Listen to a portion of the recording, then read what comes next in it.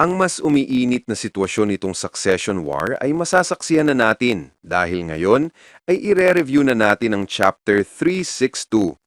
Ito ang episode 23 ng ating Dark Continent series. At sa wakas, makikita na natin ngayon ang mga Nen Beasts ng bawat prinsipe.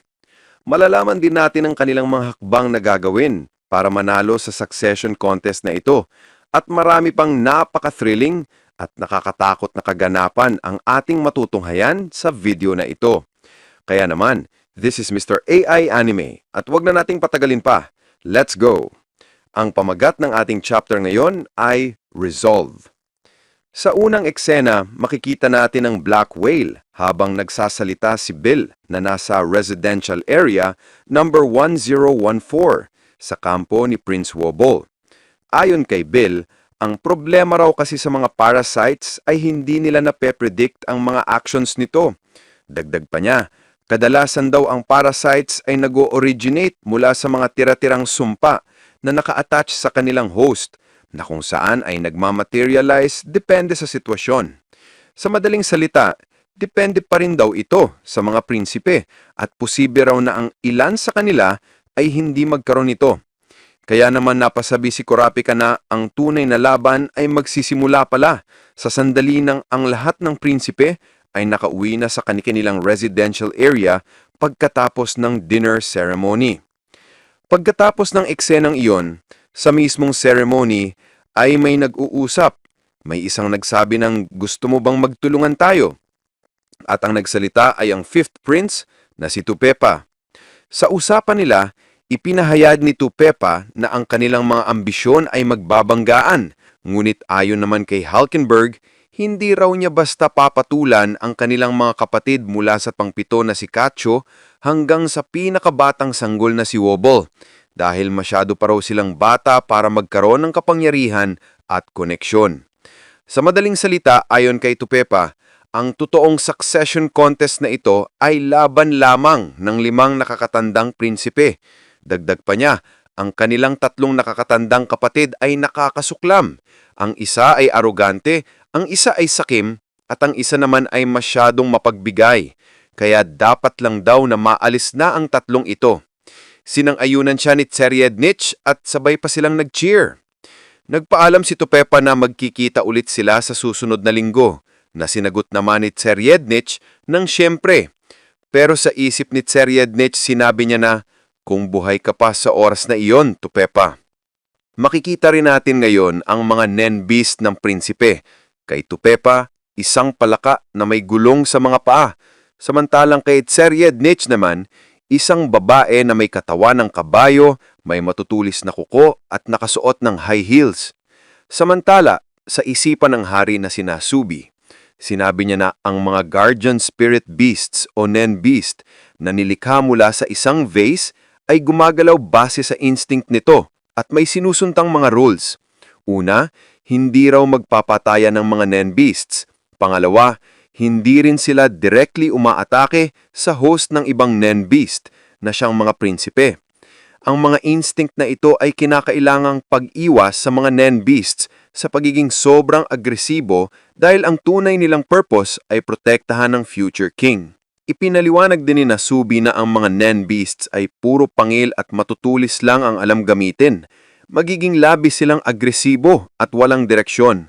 Kaya naman mas nakaka-excite para sa kanya ang mga indirect na actions nito dahil napaka-crucial ng iyon pagdating sa political at military strategy.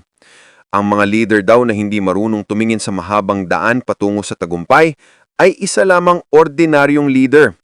Noon pa man nang naganap ang digmaan sa kanilang bansa, munti ka nang sakupin ng kanilang karatig bansa ang Kakin kung hindi nila inisip ang mahabang plano para sa kinabukasan. Subalit ang kanyang ancestor na siyang naging ruler noon ng Kakin ang gumawa ng seed na ito. Dahil dito ang Kakin ay naging isang superpower na bansa.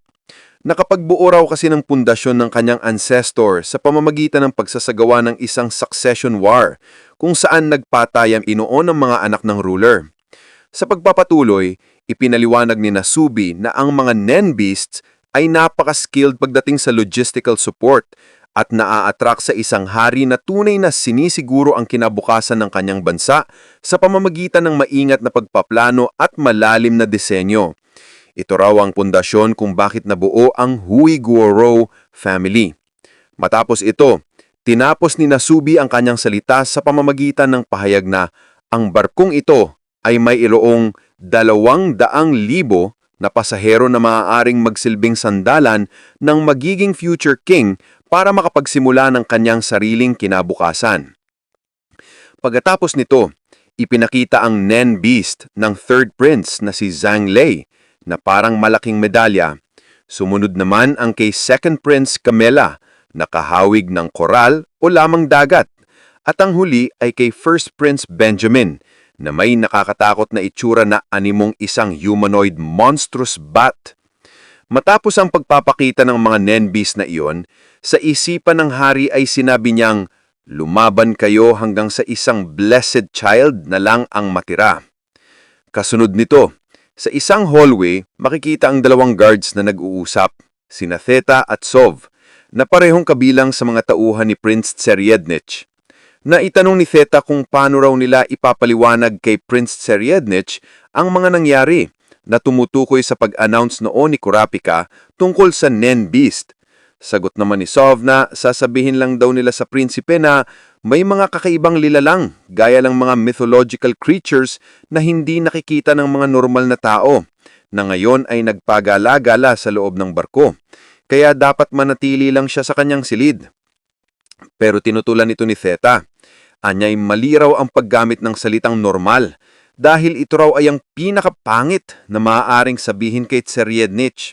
Ang salitang kakaibang lilalang naman ay mas magpapakuryoso pa sa prinsipe habang ang hindi nakikita ay nagsasuggest na dapat may gawin ng prinsipe para makita ang mga ito. At ang sabihin naman na manatili ka na lang sa iyong silid ay para lang pinapanayas niya siya. Kaya dahil dito, napasabi ni Sov na hindi niya kayang gawin ang pagpapaliwanag sa prinsipe at si Theta na lang daw ang bahala. Sagot naman ni Theta, kung ipapaliwanag nila ay siguradong magtatanong si Tserednich tungkol sa Nen. At kapag sinabi raw nila ang totoo, mas gugusto nilang prinsipe na matuto ang Nen. Sagot naman ni Sov na silang dalawa lang dapat sa lahat ng guards ng ika-4 na prinsipe ang marunong gumahit ng Nen. Kaya dapat sabihin lang ni Theta sa prinsipe na ang Nen ay isang special na inborn ability. Napatahimik si Theta sa puntong iyon. Tinanong siya ni Sov kung bakit at sagot naman ni Theta ay naiinggit daw siya kay Sov. Kaya sabi ni Sov na hindi niya alam kung seryoso ba si Theta o baka minamanyak niya lang ito. Ipinaluwanag pa ni Sov na narinig naman daw ng lahat ng guards ng bawat prinsipe ang tungkol sa parasitic Nen-based na binroadcast sa emergency channel, kaya dapat hindi nila ibabahagi pa ito sa prinsipe. Kaya ayon kay Sov, sabihin na lang daw ni Theta kay Tserednich na ang Nen ay isang special na inborn ability. Pero pasigaw namang tugon ni Theta na sa tingin mo ba Sov na ang lahat ng guards ng bawat prinsipe ay mananatiling tahimik sa topic na ito? Kasi alam naman daw ni Theta na magre-research talaga ng todo si Tserednich, lalo na sa isang bagay na bago pa lang nitong narinig.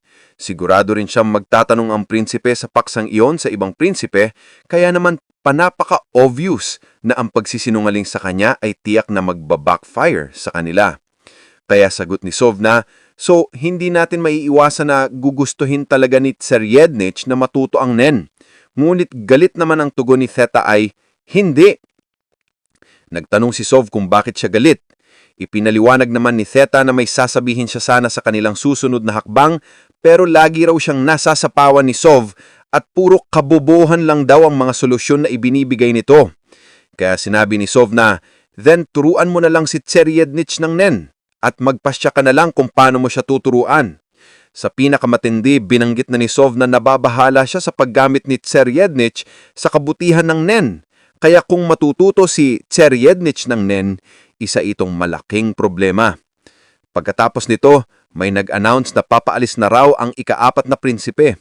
Makikita natin si Tserednich kasama ang ilan sa kanyang mga guards na pabalik na sa kanilang residential area.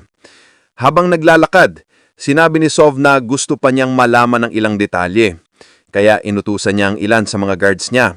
Kaya ayon kay Sov, malamang na malamang ay tatanungin sila ng prinsipe kung may alam sila tungkol sa Nen. At kapag tinanong sila, kailangan ni Theta na itaas ang kanyang kamay para maisagawa ang kanilang plano. Maya-maya, bigla na lang may nag-announce na lahat ng guards ni Prince Tseriadnich ay kailangang pumunta at mag-report sa Residential Area number 4. Kaya naman napasabi na lang ni Sov na nagkatotoo na ang kanilang kutob na posibleng gagawin na nga ni Tseriadnich ang kanilang iniiwasan. Pinayuhan niya pa si Theta na kahit extreme ang kanyang mga example o strategy kanina, ay naniniwala siyang makakayanan ni Theta ang pagtuturo ng Nen sa prinsipe. Dagdag pa niya, kaya rin niyang itong ituro sa isang hindi ganoon ka-epektibong paraan para makakuha sila ng sapat na oras. Nang masabi iyon, natahimik na lang si Theta. Kaya dinugtungan ni Sov na alam niya na iniisip ni Theta na hindi ito ang pinaka-the best na paraan. Pero dapat din itong malaman na iyon lang ang pinakamagandang opsyon. Sapagkat dapat si Theta mismo ang magturo kay Tseriadnich, hindi ang ibang tao. Dagdag pa niya, si Theta ang dapat mag-lead sa prinsipe sa tamang direksyon dahil sa lahat ng nandirito, si Theta lang ang may kakayahang gawin iyon. Sagot naman ni Theta, napaka-fair ng sinabi mo. Kaya tugon ni Sov, so sa tingin mo, kaya mong gawin iyon? At sagot ni Theta, naiinggit talaga ako sa'yo. Kaya sagot ni Sov, parang seryoso na talaga si Theta sa sinasabi niyang naiinggit siya sa akin. Dito'y sinabihan siya ni Theta na, tumahimik ka. At habang tinatawag na si Sov, sa isipan naman ni Theta ay inamin niya sa kanyang sarili na tama si Sov, na siya nga raw talaga ang dapat gumawa nito. Kasi ang kasamaan ay magbibigay daw talaga ng isang evil type ng Nen. Paano pa kaya kung unang matutunan ng ibang prinsipe ang Nen bago itong si Tseriadnich? Posibleng atakihin daw ng mga prinsipe na iyon si Tseriadnich at what if daw na sa mga ataking ito ay iyon pa ang rason kung bakit maawatin si Tseriadnich at matututo siya ng Nen. Kung sa ganoong paraan niya matutunan ang Nen, masasabi niya ngayon pa lang ay kinikilabutan na siya. Kaya siya lang din daw talaga ang nag-iisang taong may kakayahan na pigilan ang possibility na iyon. Matapos niyan, habang papunta na sila sa kwarto ng prinsipe, biglang huminto si Salkov at sinabihan si Theta na, "Huwag mong itong tignan, Theta." Pero dahil sa pagkabigla ni Theta, aksidente niya itong natitigan. Habang nakatingin siya rito, nagulat siya sa kanyang nakita. Bago pa yon, nilipat muna ang eksena sa Seventh Prince na si Luzurus na nakaupo at nagsabing, "So may guardian spirit pala ako sa likod ko. Kahit kampi ko ito, hindi ko naman ito kayang utusan." Makikita rito ang Nen Beast ni Luzurus na isang malaking ipis. Tinanong pa niya kung kailangan pa ng panahon para matutunan ang Nen, na isagot siya ng isang guard na oo, isang taong pag-eensayo ang kailangan para makita ang mga Nen Beasts. Kaya sabi ni Luzurus, kung ganon, wala raw siyang interes dito. Susundin na lang nila ang original plano, unahin ang Fifth Prince na si Tupepa. Inamin niya na mapupunta raw sila sa isang stalemate at wala muna silang gagawing hakbang sa pagpatay o pag-assess sapagkat alam na nila ngayon na may kanya-kanya silang guardian spirit beasts. Pero kung ang ibang prinsipe at mga guard nito ay walang alam tungkol sa Nen, ang kanilang kaalaman ang magdo-dominate sa kanila among the others. Kaya inutusan niya ang kanyang mga guard na mga hunter na manatili sa kanyang tabi, mag-pick turns at mag-report kung may makita pang ibang Nen beast. Sagot naman ng taplo na masusunod daw. Kasunod niyan, ipinakita ang ika-6 na prinsipe na si Tyson na minamasahin ng kanyang mga guard. Wika pa niya, kung ang ritual ng seed urn ang nagpasimula ng lahat ng ito, ibig sabihin lahat ng prinsipe ay may kanya-kanyang Nen Beast. Tanong pa niya, baka mukhang anghel daw ang kanyang Nen Beast. Makikita nga rito na ang Nen Beast ni Tyson ay isa sa mga Nen Beast na nakita noon ni Kurapika. Nang sabi niya ito, sumagot si Izunami na, parang mukhang fairy ang Nen Beast mo. Ikinatuwa ito ni Tyson habang sa isipan naman ni Izunami ay nagtataka siya sa nilalang na parang nanganganak ng malilit na nilalang. Samantala sa isipan ni Tyson, sinabi pa niya na pupunuin daw ng pagmamahal ng kanyang mga fairy na Nen Beast ang buong ship. Pagkatapos nito, ipinakita ang mga babae na nagpa-party at nagsasaya kasama ang DJ at ang ika-9 na prinsipe na si Sale Sale.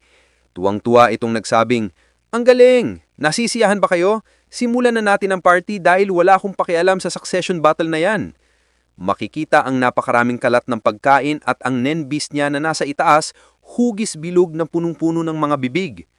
Matapos niyan, ipinakita ang mukha ni Hulkenberg na hindi makapaniwala sa kanyang nakita dahil makikita ang isa sa 11 bodyguard niya na wala ng malay, kaya napasigaw siya na, "Ano ito? Anong nangyari dito?" Kasunod niyan ay balik kay Teta. Makikita ang isang leeg at isang matatakot na mukha na ngayon nakatitig ng direkta sa kanya. Isang nakakakilabutan at nakakapanghingilabot na itsura ang bumungad kay Teta na pilit naman pinipilit na huwag talagang tumingin sa mga mata ng babaeng ito. Ang babaeng iyon ay walang iba kundi ang Nen Beast ni Seryadnich na napaka-extend ng mahusto ang kanyang leeg. Dito naman nakita si Seryadnich na nagsabi kay Teta na, "Oy, nandito na pala ang mga alas ko, ang secret weapon ko. Narinig nyo ba ang tumawag sa emergency channel? Wala pang nakakarinig tungkol sa Nen Beast. Ilan ba kayo ang may alam nito?" Pagkasabi nito, bumuka ang bibig ng Nen Beast at makikita sa loob ang isa pang mukha ng babae. Habang si Teta ay pilit pa ring dinededma ang presensya nito, mas lalo pang lumabas ang nakakatakot na anyo. Sa loob ng bibig nito ay may hulo pa ng babae at sa dulo ng habang dila nito ay dalawang mata. Dito na nasabi ni Teta sa kanyang isipan na, "Masyado pala akong naging kumpiyansa." Ang totoo, itong taong ito, si Seryadnich, ay isa sa mga taong talagang hindi dapat makakuha ng Nen. Sa kabila ng kanyang realization, sumagot si Teta sa tanong ni Seryadnich at sinabing, "Oo, alam ko ang Nen. Isang special na ability ito." Ang sagot na iyon ay nagpangiti kay Seryadnich na nagsabi pa, "As expected mula sa aking babaeng guard na si Teta." Muli siyang nagtanong, "Kaya mo pa bang gumamit ng Nen? Magagamit mo pa ba ang kapangyarihan na yan?" Bago pa man sumagot si Teta, nasabi niya sa kanyang isipan na, "Dapat ko talagang gawin ito." Kaya diretsong sinabing, "Oo, alam ko kung paano gumamit ng Nen." Makikita ang kaba ng mukha ni Teta na pilit niyang tinatago sa harap ng nakakatakot na Nen Beast ni Seryadnich. Grabe ang pagtatreten ng Nen Beast na ito sa kanya. At ngayong alam na ni Seryadnich ang tungkol sa Nen at sa mga Nen Beasts, paniguradong magpapaturo na siyang Nen kay Teta. Sa kasamaang palad, ang tuturuan ni Teta ay isang napakasamang tao. Kaya ang tanong, ano kaya ang susunod na mangyari ngayong alam na ng lahat ang tungkol sa Nen Beast at mayon na rin ay alam na nila ang tungkol sa Nen? Well, sa susunod na chapter ay masasaksihan natin ang matinding aksyon na gagawin ng mga prinsipe na magpapabago sa kanilang initial na plano. Isang napakatinding chapter ang aabangan natin. At dito na natin tatapusin ang video sa last panel na ito. Kung nagustuhan nyo ang video, don't forget to like, comment, follow, and subscribe para sa mas marami pang videos tulad nito. Maraming salamat. This is Mr. I Anime and see you guys again on my next video.